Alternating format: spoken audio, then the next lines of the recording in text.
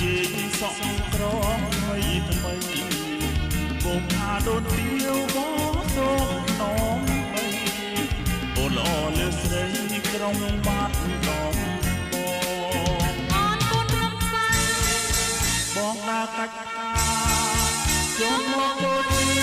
អត់បងសោជាតិនេះសូមជួបតែស្រស់នួនល្អ